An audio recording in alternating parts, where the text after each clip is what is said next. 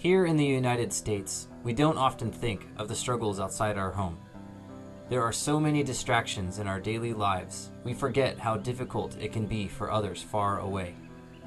The story we're about to share is one that is rarely heard, even in the country that is affected the most. Thank you for making time to hear it. Mongolia is a rugged nation with a storied past. Through time and political changes, Mongolia's nomadic culture struggled to adjust to the world's progress. As China and Japan chipped away at their empire, Mongolia needed a modern ally. They found that partner in the Soviet Union. At the time of the Cold War, Mongolia had developed a heavy dependency on the Soviet Union. 80% of their trade was with the Soviets. 1/3 of their economy was supported by Soviet financial aid. They were Mongolia's only source for fuel, medicine, and spare parts for its factories and power plants.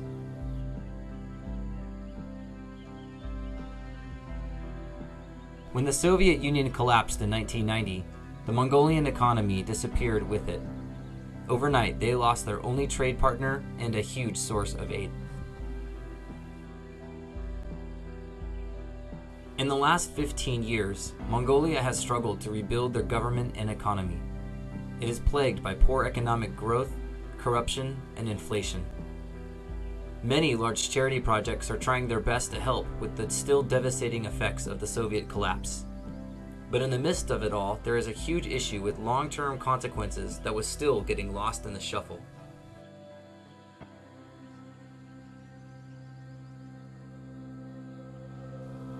In 2005, there was a seemingly small shift in Mongolian educational policy. The government reduced the number of students that would have their books paid for. Any family that earned more than $17 a month no longer received school books paid for by the government.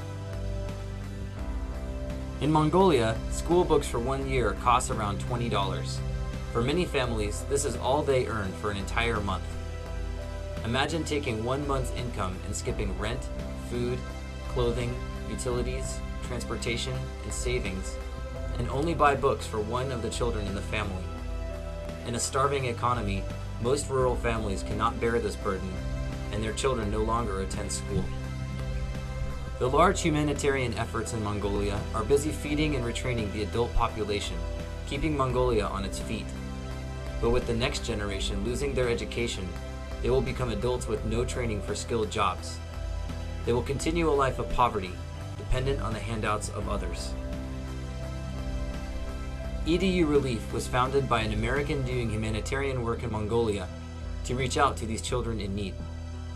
It is a small, grassroots effort that depends on individuals like you to decide to make a difference.